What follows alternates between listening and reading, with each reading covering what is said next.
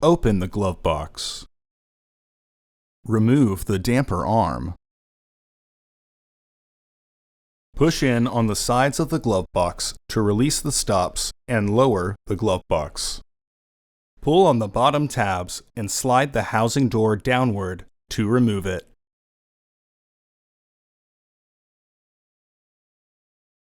Remove the old filter from the housing and clean out any debris inside. Insert your new filter into the housing with its airflow indicating arrow pointing down.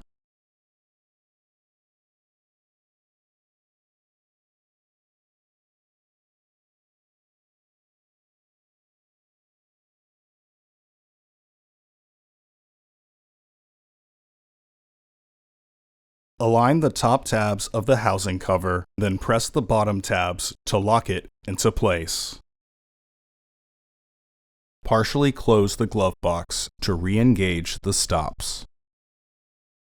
Reinstall the damper arm. Close the glove box.